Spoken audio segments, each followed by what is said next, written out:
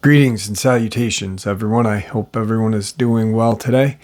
I have a very informative upload to share with you today. Before we get into it, a couple links.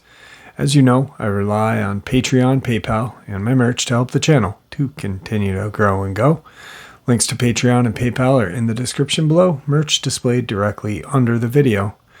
Also, Dogman Frightening Encounters, Volume 1 through 3, the audiobook versions. They were written and researched by Tom Lyons, narrated and produced by me, Jeff Nadolny.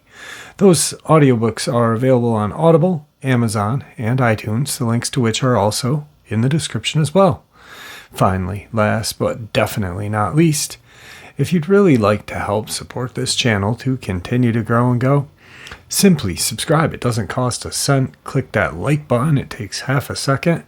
If you don't want to miss any of the informative and exciting uploads I put out, click that bell icon. And finally, last but definitely not least, please leave a comment. Why? Well, because all these things, they really do help this channel to continue to grow and go. And guys, they do matter. Now, everyone, I have taken far too much of your time. Let's get on with today's upload, shall we? All right, everybody. Tonight I have a special guest, and we have been trying to get a time where he is not busy and where he can have a few minutes to sit down with us and discuss a couple of things. We were going to do a encounter that he had, but instead we looked back and got a really good idea, kind of a 101 on the Dogman, Bigfoot, Sasquatch, rating them from danger to humans and description, behaviors, etc. on the big three. So, Victor, how are you? Doing well. How's everybody out there? How are you, Jeff? I am doing well, and it's always a pleasure to hear from you. So, thank you. I know that you've been absolutely super busy with what's been going on with your work and stuff, and you really haven't had a lot of time to put together an encounter with, paperwork, so that just nothing bites you in the ass at the end, that way you have a 100% truths out of the story. So why don't we do that 101? I think we both agree that sounds good. So okay. We'll start with well, first, really quick, a lot of people have been curious on what the difference between a dogman and a werewolf is. So we'll kind of start with the dogman and then work our way to Sasquatch. How about that? That works for me. All right. Okay. General description of a dogman. On the average, male, they grow to about 7.5 to 8, just 8 foot. Range of weight anywhere from about 350 to maybe pushing 475 to 500 pounds. Dogman's got a tail and an extended snout, covered in fur except on the underneath side. It's thinner on the what you would call the belly or the chest. The back legs are still muscular. They are more human, not human-like, but or like dogs. They got the hocks to them, and they can travel on them very rapidly. They can run probably 35 to 40 miles an hour. The upper body, the arms are more human-like, with hands with very long, extended fingers with anywhere from the claws are anywhere from 1.5 inches to 4 inches, depending on age. They've got a very long neck. Most of them, you can tell it, like a dog. They've got a very long neck. The head is shaped mostly like a German Shepherd. Pointed ears, extended snout, double row teeth. The back set's a lot smaller than the front. A lot smaller, but it's there. It's through ripping. And are very aggressive. That would be the tail, anywhere from 2 foot to 4 foot. Just depends on what they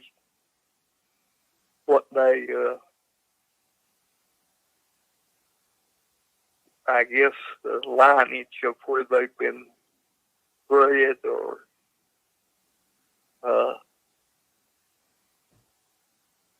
the breeding of them. If you remember Raphael, he was 9.5 feet tall, and he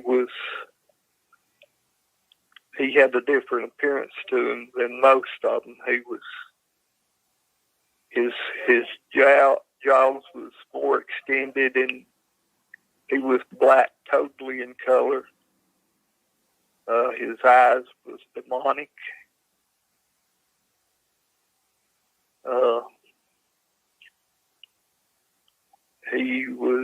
He had got to the point where, we could go in with him, but, you still had to have somebody there at all times. You couldn't turn your back on him.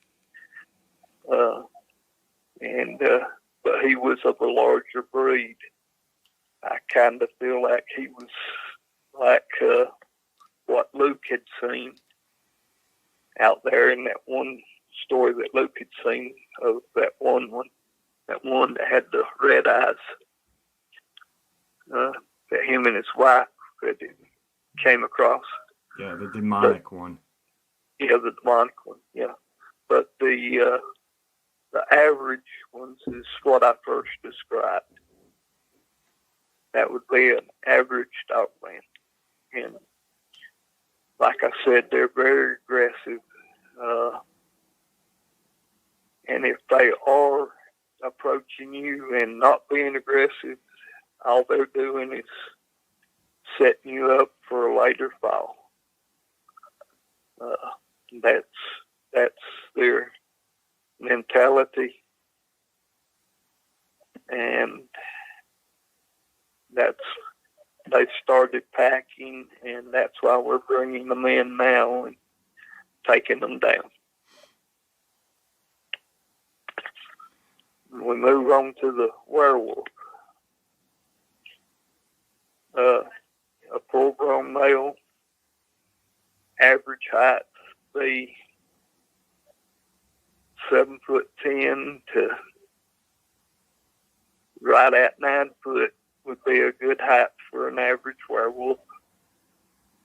Human legs, feet like a human with short toes, and it's got like dog claws for nails on the toenails,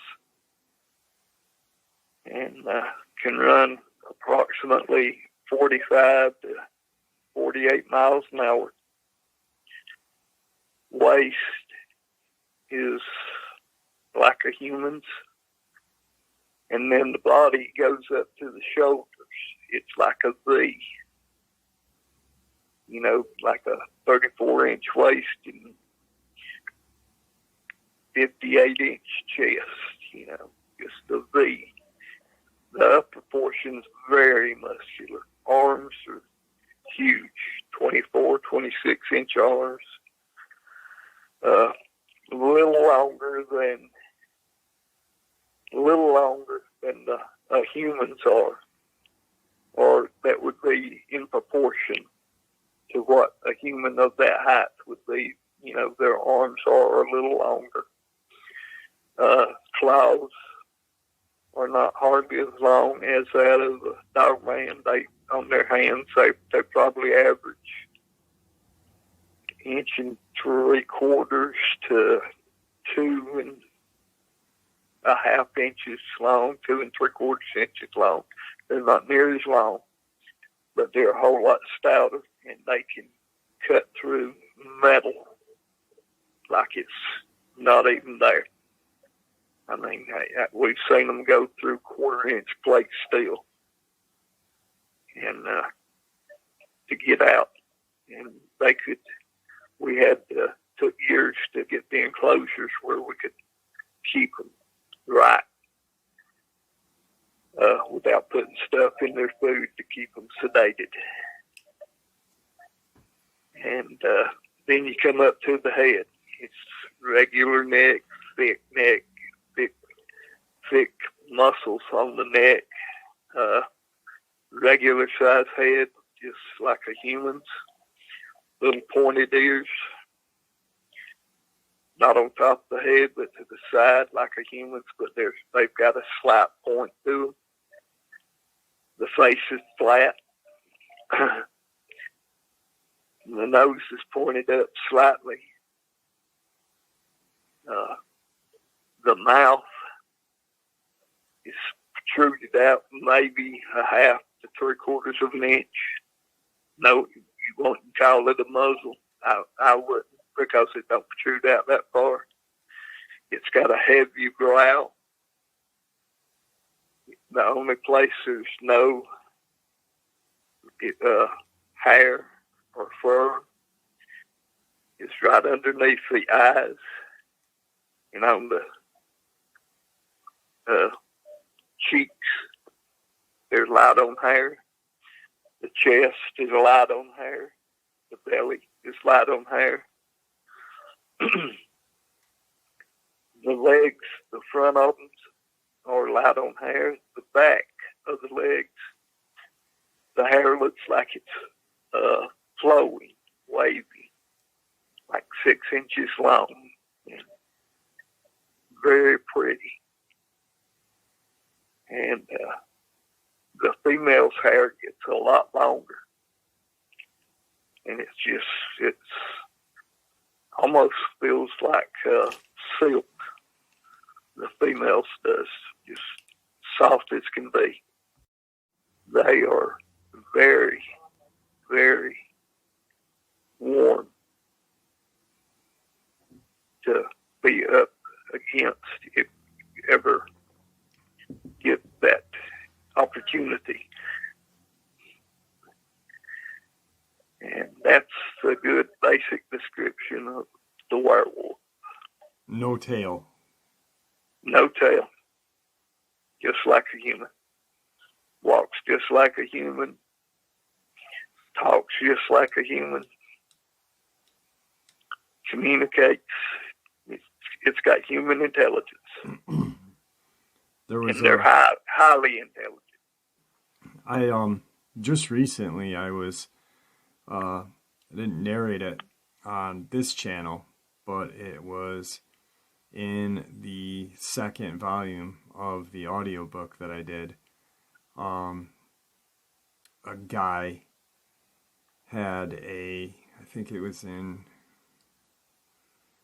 I want to say Michigan, I'd have to go back and look, somewhere up north, and he was actually working on a guest house.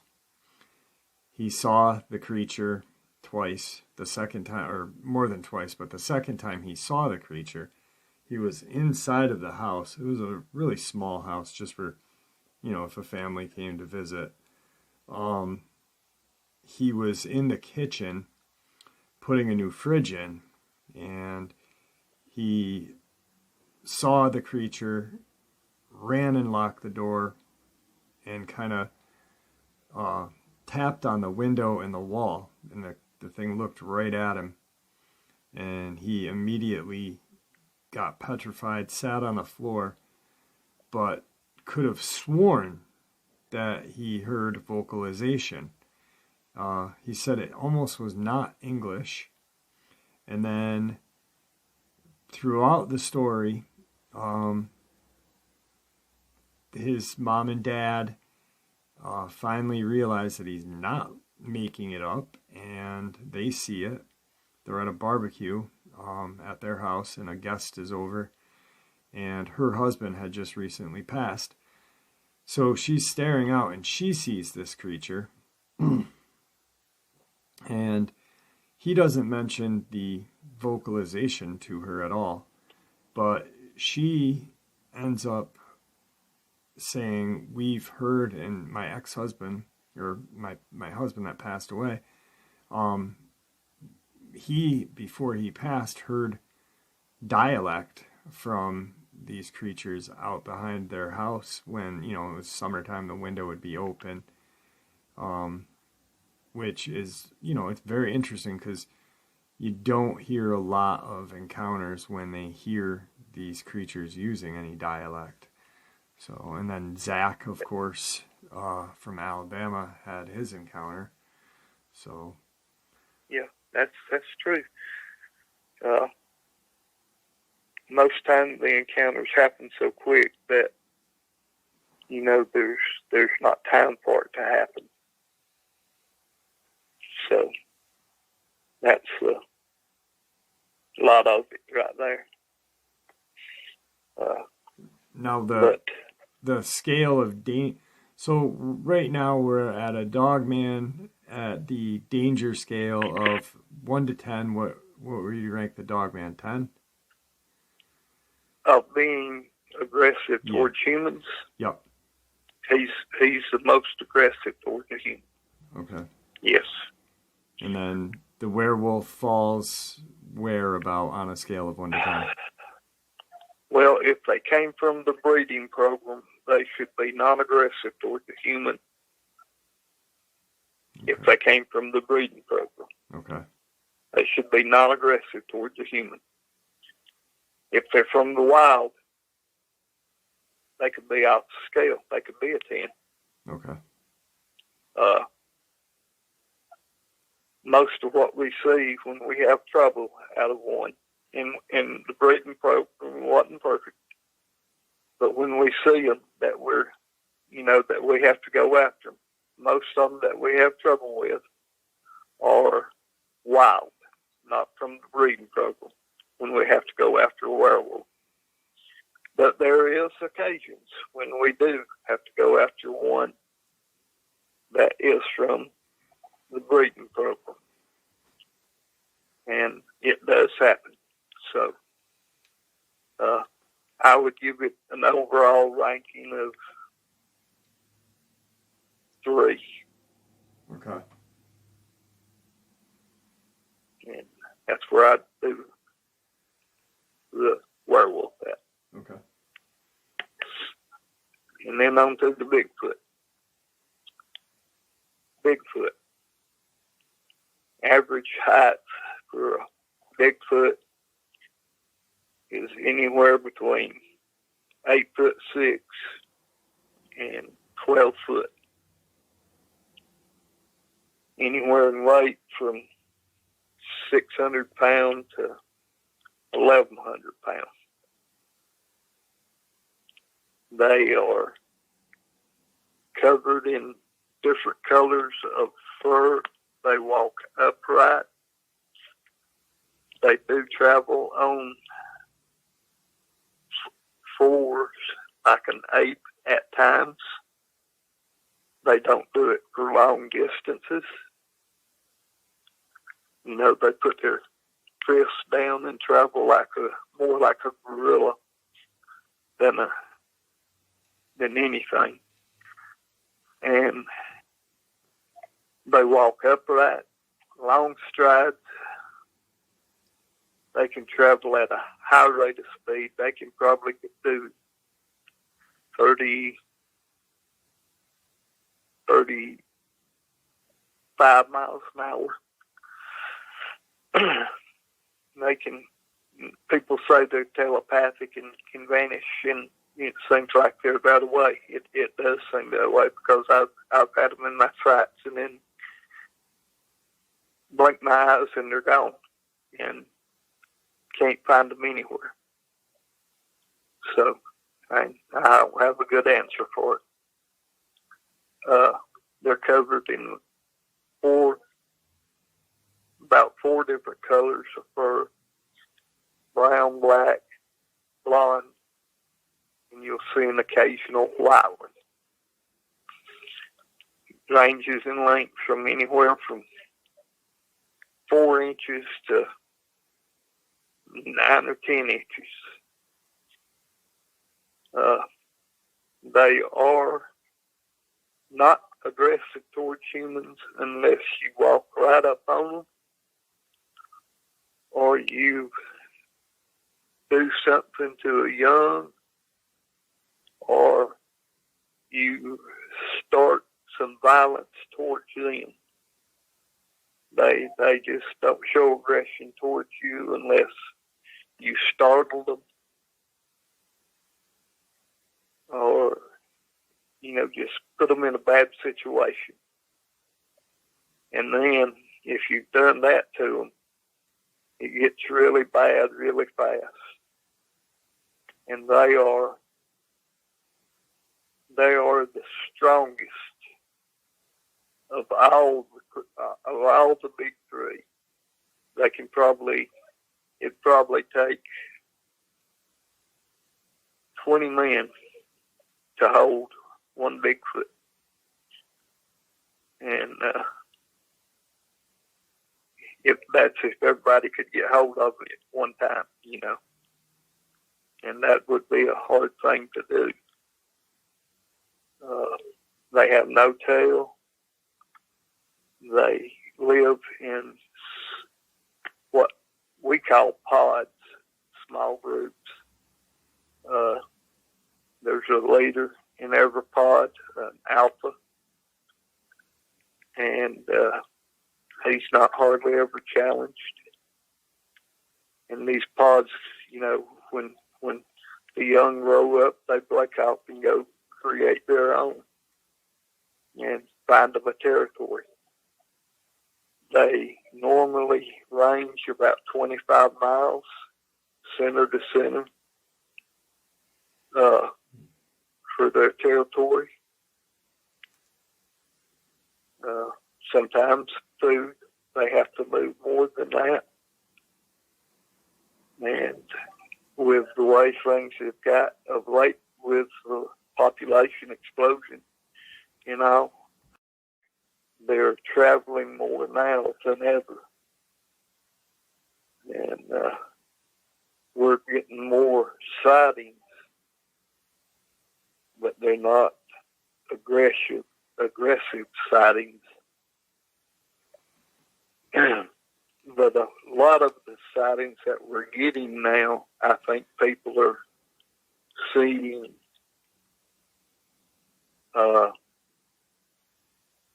werewolves, not Bigfoot, and there's misidentification because the two are so close.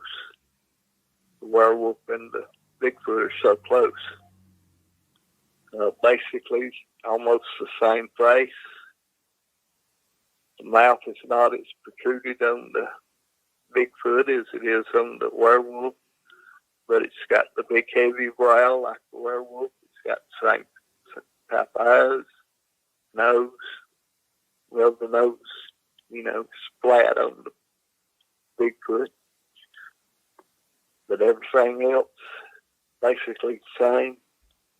Bigfoot don't have a neck. It's just shoulders and a head, seems like. And they're just massive. I've seen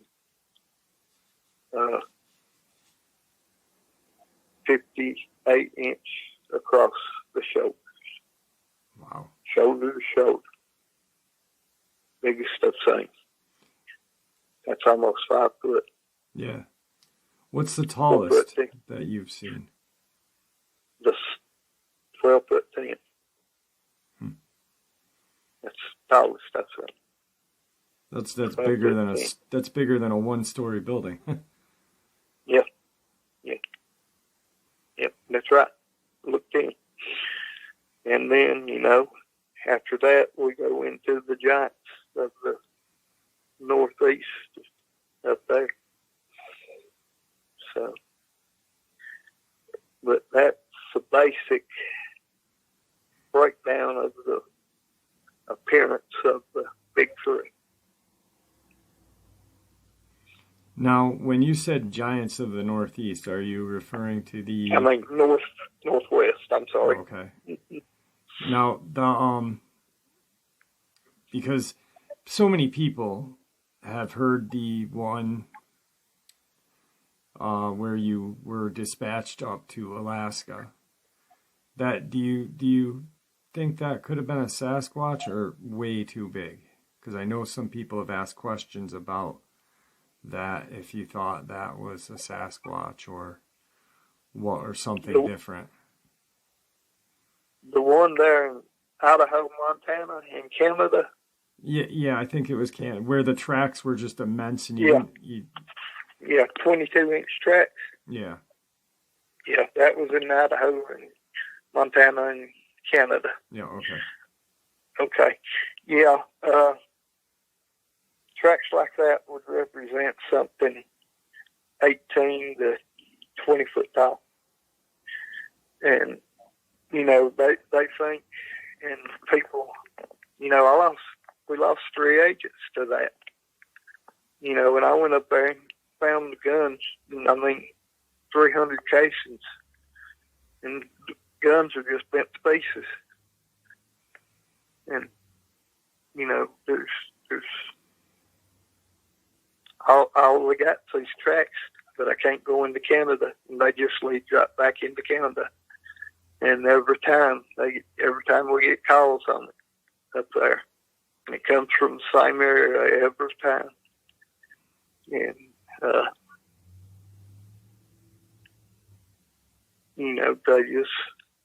they just come into the U.S. and they'll come down about 7 or 8 miles, and it's in a 30-mile stretch up there. They'll come inside the U.S. for about 7 or 8 miles. And that's as far down as they come. It seems like when we hit the area up there, it either knows or goes back to Canada, and we can't follow it into Canada. So, but that is a large creature, and I would like to see myself what it is. Yeah, definitely. There's a lot of I know a lot of people have been talking about the Nephilim, and there's just a show called the Tribe of Giants. It's not a show, it's a movie or something like that, and it's pretty much the archaeology dig in North America, where they uncovered some absolutely huge bones and skulls, and very interesting movie. And there was the archaeologist who was doing it, and anthropologist who was doing it, did not mention that there was any kind of correlation between a primate bone or body design with these. So they were pretty much saying this is a completely different, being than some sort of primate. And, we humans fall into that category as well. So it's definitely something different than us. But you and know, then that was interesting too, because you had mentioned the sound vibrations or whatever out there, like in the for a radius where it was quiet or something like that. yeah, yep. Oh goodness, I forget where that was. Anyway, yeah, it would it vibrate you. Yep. The whole thing would just it screams in the vibration, and you couldn't locate it. And that was, you know, I know I was 7, 8 miles from it. Had to be, and the vibration just came down that. I was between two mountains, and it came down between them two mountains and hit me. This scream, and literally you could feel the vibration, and that will make you stop and think before you take another step. Yeah. What's in front of you? Yeah, like a Tyrannosaurus Rex or something. You know, we talk about these giants up there. Well, look at Cade's Cove. Yeah. We got the Neanderthals out of there. You know, we took 13 total bodies out from there. So it was a good day for us there, but that was something that I never thought I'd see. Right. And people, you know, they just, I mean, they never even gave us no mind. Walk down in front of us, walk down the road, let us follow them straight. They was ready to defend then. But, I mean, it's, and I mean, all them tourists up there, I mean, they know they had to be insane. So. Now, that actually brought me to a question I was actually going to ask you because, you know, we were just talked about the big three, and then we got into the giant, but you never got to see that. The Neanderthal or caveman family was a definite weird one for you to witness. Has there been any other things that you can actually talk about now that have actually scared you?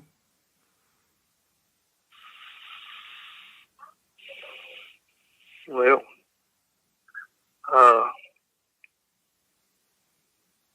it's actually scared me. I had one that I don't know if it scared me or upset me or what, but it was I can't. I'll give as much detail as I can. Okay. This happened in California, and I've told you about it. Yeah. So you know about it. And this farmer out there was having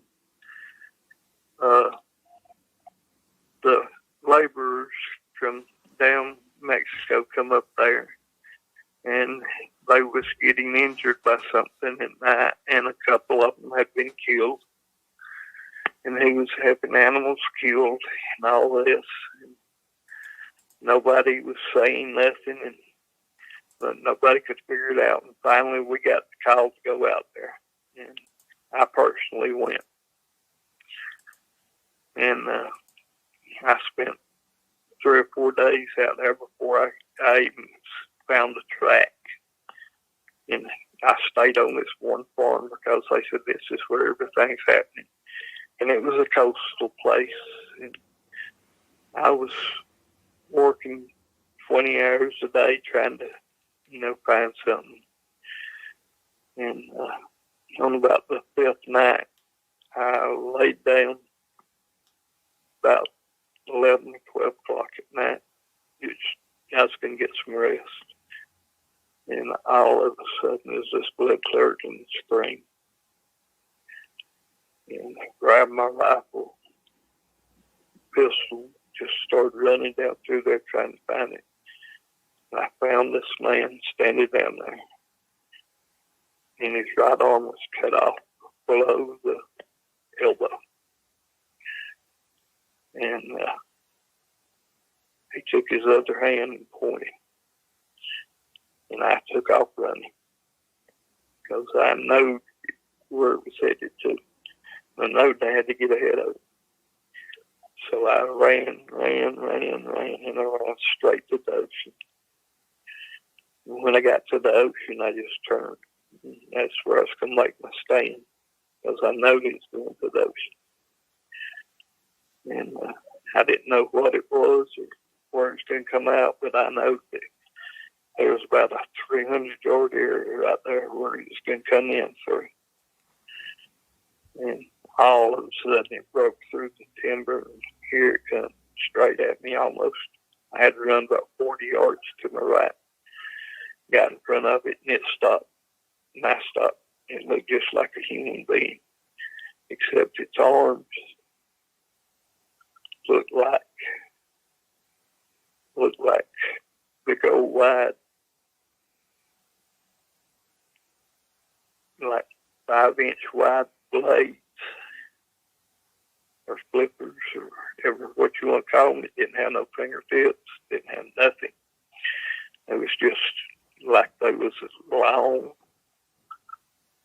blades, hard fiber, I guess is what you'd call it. And started swinging at me, and I just kept backing up. I was talking.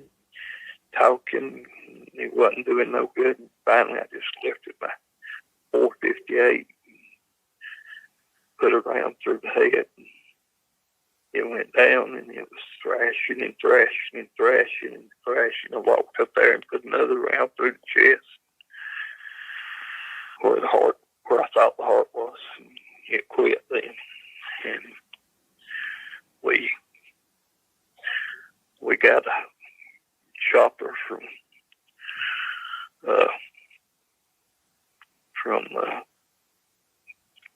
Camp Pendleton down there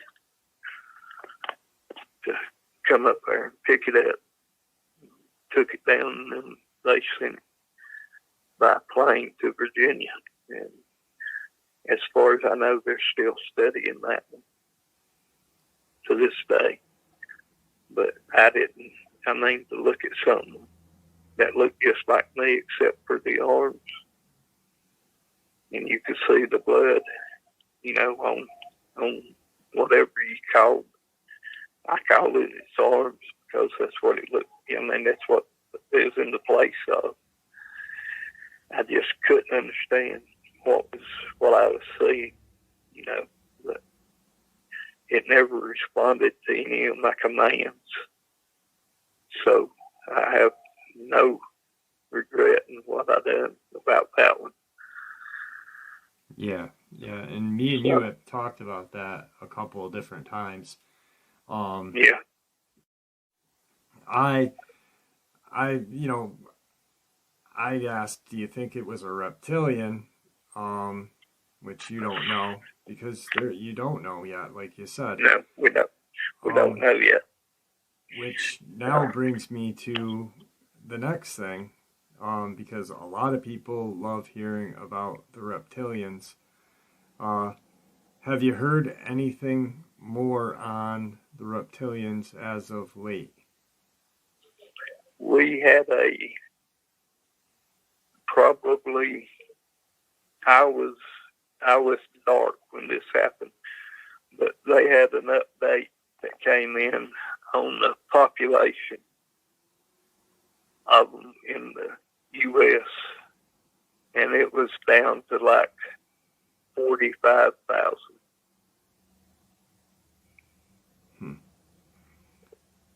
So they're getting fewer and fewer. Right. Last night I did a subscriber encounter, and she was in Illinois, and she 100% believes, and a very, very descriptive description of the it was a police officer, and pulled her over. The eyes were very lizard-like.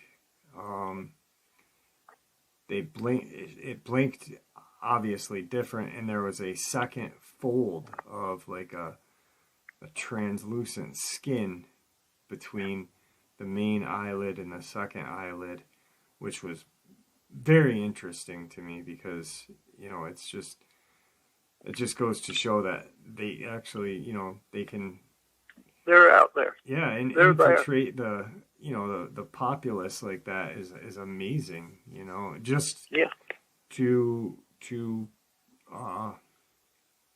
preserve their species. I mean, something's killing them. It's not you. It's not your teams. It's whether it be it might be environmental, it might have been a, perfect place for them a long time ago, or just it could have been. Yeah, so who knows? Yes, I've actually thought about that. This one time was probably the perfect place for them. And things has changed in the past 50, 60 years. And I think that's what's killing them off. Yeah. Global warming or anything, could be changing their position. Yeah, definitely. I don't know why I've never asked this question, whether it be me and you just talking or on one of our Q&As, but it's just popped into my head. So let's say the team is, where you guys are at, and you guys get a call. Have you guys ever gotten a call about or in the vicinity of a reservation and misidentification of a dogman, werewolf, but have it be a shapeshifter? Has that ever happened? Yes. Yeah, in Arizona. Yep. Does that happen often, or just? It's happened to me twice. And I know it's happened to all the agents. And some of them more than once or twice. Yeah, it happens. Now, at that point, you're dealing with something that's supernatural. Yeah. How do you go? Really? How do you go about? Do you just walk away, or do you try to pursue? You try to pursue, but you do it in a different manner. Okay. Yeah. All right. Yeah. Let me think. There's. Now, how about flying cryptids? Mothman. I know there's been a rash of, because I had Lon Strickler on a couple weeks ago, and he himself he's fascinated with everything in the paranormal or cryptid community. But the one thing that he has a big obsession with is flying humanoid cryptids. Have you ever had any dealings with those? We had a call this past week from West Virginia about Mothman. And we had 2 agents go down there, identified, located, but they couldn't They couldn't get close enough to take a shot. They couldn't intercept it, and they couldn't locate it again after the first 2 nights. But the first 2 nights, it made itself presentable, open. But when they first seen it at close ranges, when they tried to maneuver to get a shot, they wasn't ready, and they had to maneuver to get their rifles. It took off at high rate of speed, several hundred yards from them, and watched them, and they could see it watching. That's definitely. And that was 2 weeks ago.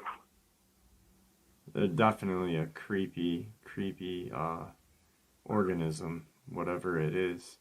A lot of speculation, thinking that it could be possibly alien or supernatural or whatever. Who honestly knows? Every time I get a call from something other like that, what comes to my mind is that movie, Jeepers Creepers. Yeah. That's what comes to my mind. Yep. Exactly. Absolutely. Exactly. Yeah. Let's see. Encrypted.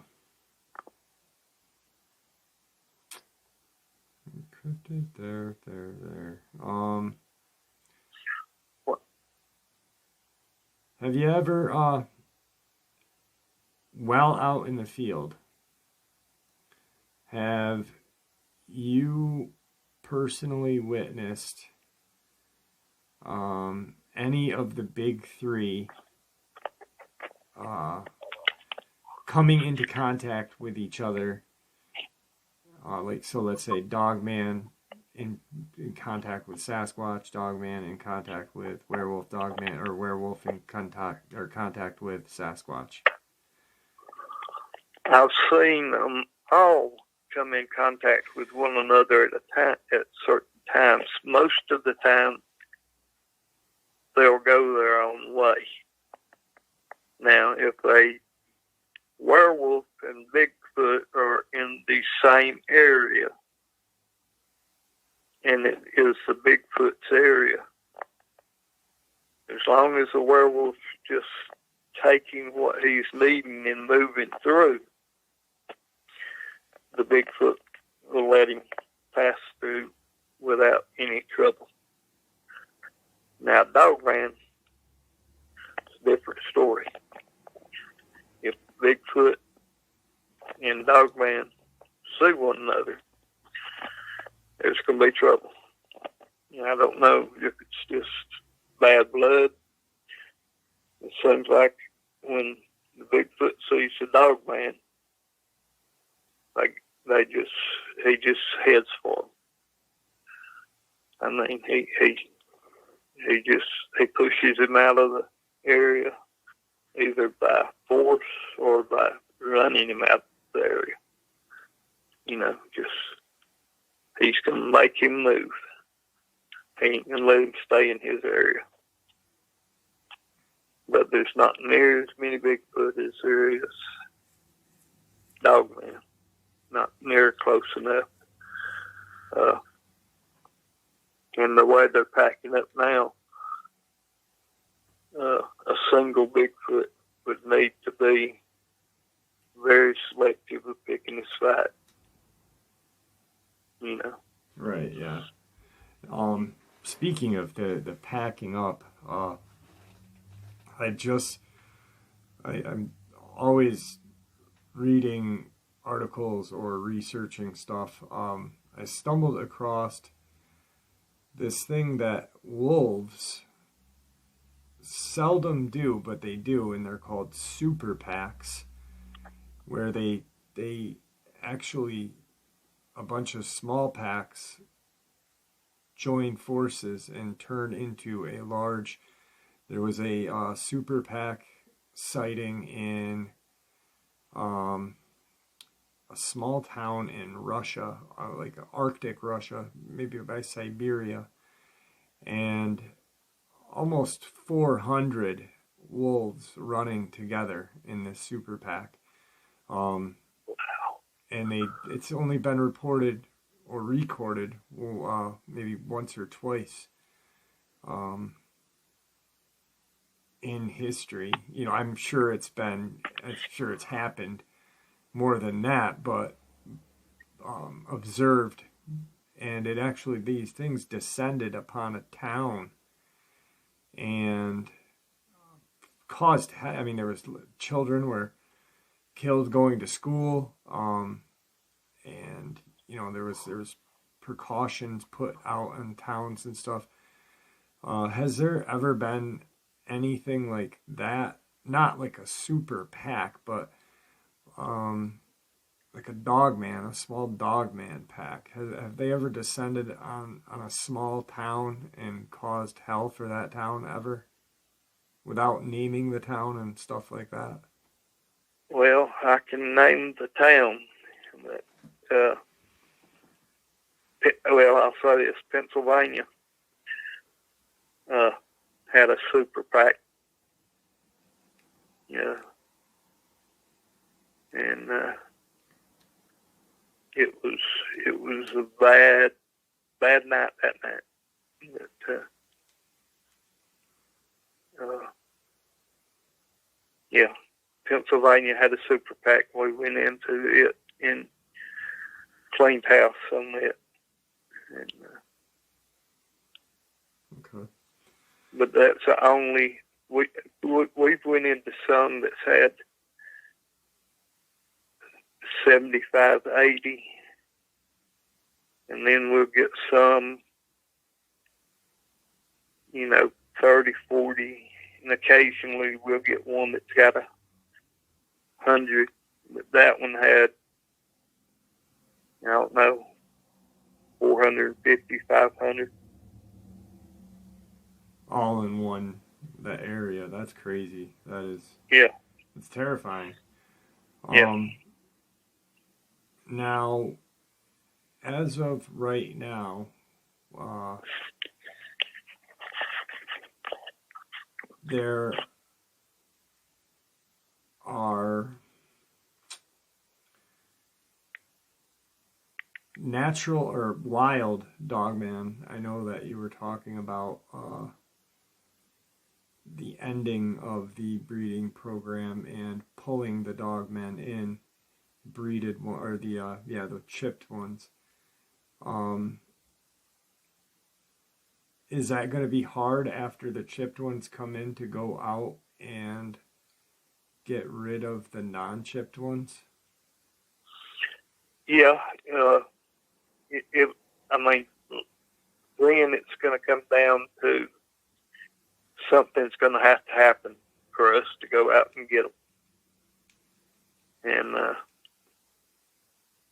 just like, we would normally be doing, but since I'm calling in 500 a day right now.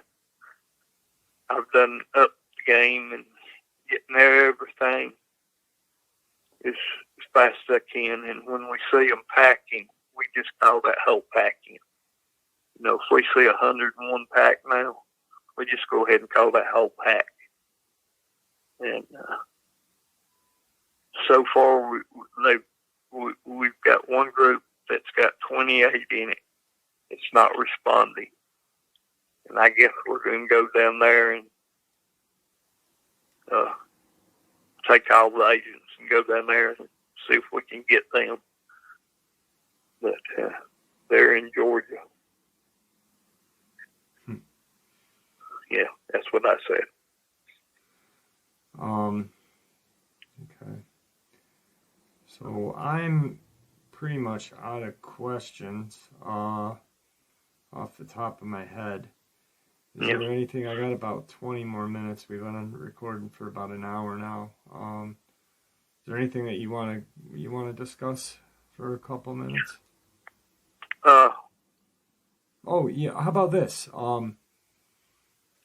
If one of the three descend on you while you're camping. Let's say a dogman, let's say you're camping with your family. A dogman descends on your campsite. What to do? Okay, just if a dogman descends on you, best thing to do, if you're not prepared and don't have the proper firearm, is don't make eye contact. Keep your head down and just, kind of glance up every once in a while, see where it's at. Don't lift your head. Just, glance up. Just move your eyes. But don't make eye contact with it. Stay as still as you can. Look for something close to you if he decides to make that move. Hopefully, he'll get tired of you not looking at him, because that's what he's wanting you to do. He's wanting you to look at you where he can see you in the eyes, see what your intentions are. But if you don't have a gun and, don't make eye contact, and if you got kids, I know it's going to be hard, but try to keep them from screaming. And women, try to keep them from screaming. And it's hard. And I wouldn't be able to keep my grandkids from screaming. And I know it. So, but I try to stay ready. We're out camping. And I've got advantages because I know the situations and I know what needs to be done, and my senses about the situation and everything from years of it help me. But if it does, just keep your head down. Don't make eye contact. Hopefully we'll lose interest and walk away. If it don't, try to find you something to defend yourself with. If it does attack, you got a knife, whatever you find yourself to defend yourself with, go for the neck. Go for the neck. If you ain't got a gun, go for the neck. Okay. And if you're cutting at it, or if you're going to hit it, even go for the neck, or try to poke an eyeball out. Anything like that. If you're just bare fist, just try to poke an eyeball out. Because you just, if one attacks you, you ain't really got much of a chance unless you've got something in your hands. Right. Right. And now, that's just the honest truth. Does that go for werewolf and Sasquatch as well? No eye contact, or? No eye contact with a werewolf at all. And a Bigfoot, if you make eye contact with it, it's going to leave. Okay. Yeah, it'll leave. Bigfoot will.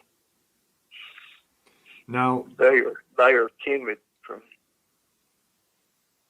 but now werewolf from the breeding program will make eye contact with you and not hurt you or leave.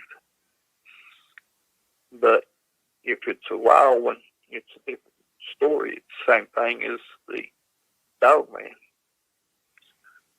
So you got that 3% or 30%, whichever which way you want to look at it. And it gets down into just keeping yourself calm. Try not to let it sense that you're scared. But not looking at them is the biggest thing. Okay. Mm-hmm. Now, and that, so I mean, I wonder if the one that Zach down in Alabama, the one that actually protected him from the dogman there, I wonder if that was from the breeding program. I would just about bet on it. It said something. Yeah. Yeah. that, and it said it wrong, but instead of, it said, protect me, and it both said, I'm here to protect you, is what it should have said. Right. If I'm remembering right on that. Yeah. Yep. But now a lot has changed because he hasn't seen it. Well, I haven't actually gotten an update from him in a long time. Last I knew, he hadn't seen, well, he was calling it Buddy. Yeah, buddy. And he hadn't seen it since that one day where he had to actually shoot his truck window out. But yeah, that's absolutely crazy. So I didn't hear that one. I'll have to go back and look at that one. yeah, there's a picture right on the video. I'll send you a link to it after we get done with this. Okay. Is there anything that you want to touch bases on really quick? And just kind of address?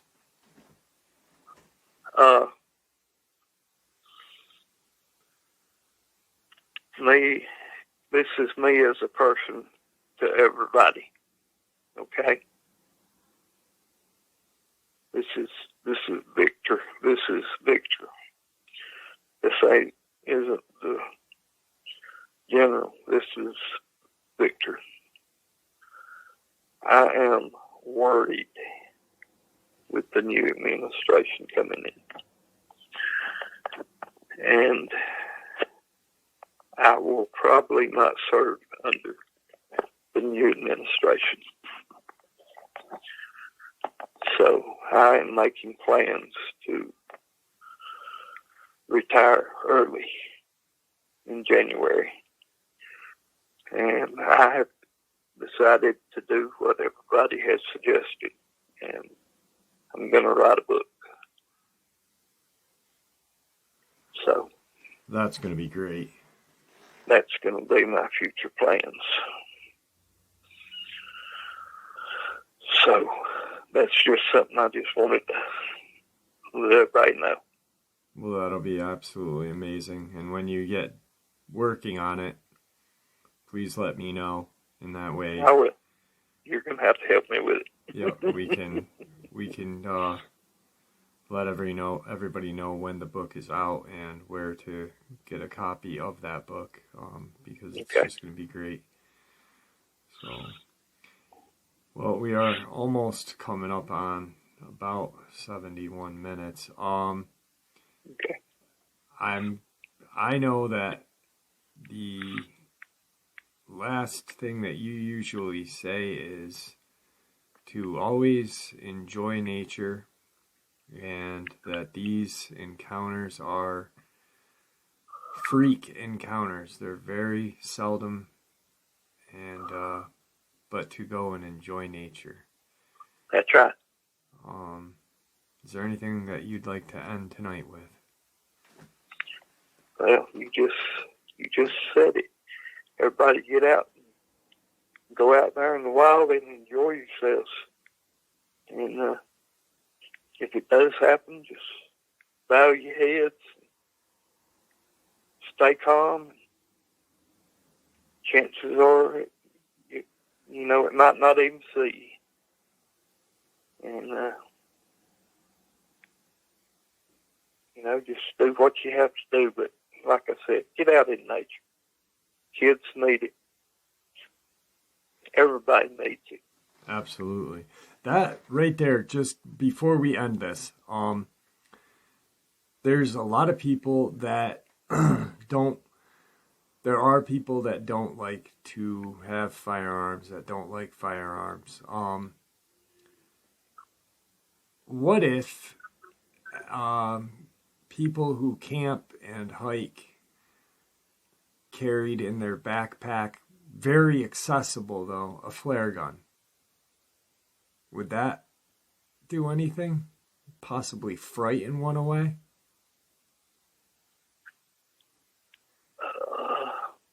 You mean shoot it into them? Oh, shoot it at them, shoot it up in the air, shoot it somewhere. Well, the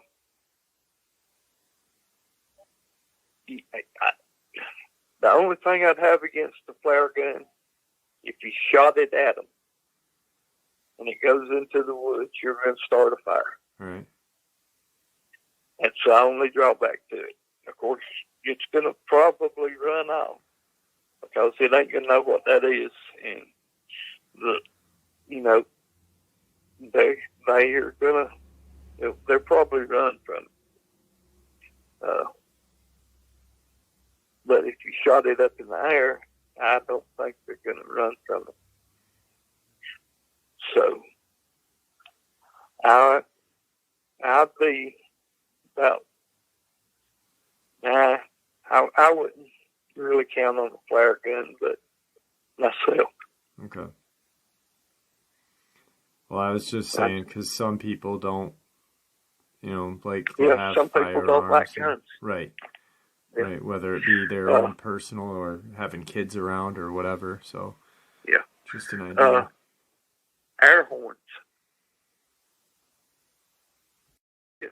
Yep. That's a deterrent. Okay. For people that don't like guns, the really good bear spray. But I mean, a canister of the really good bear spray's $100 nearly. Yeah.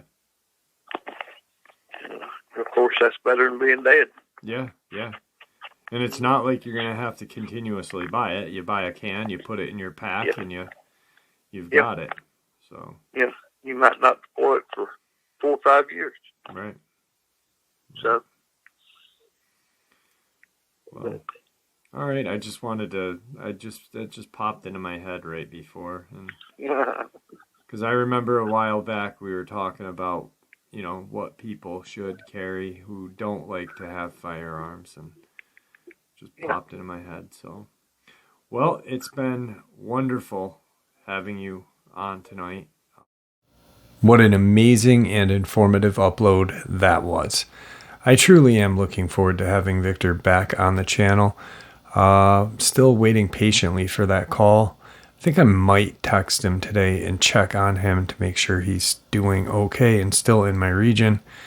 Yeah, I mean, I'd like to fill him in on the amount of work that I've done on the book. And I'm going to need a little bit more filler information for it and stuff like that. Maybe a couple more hunts, which I really don't even need him to write out. We could just kind of record them on a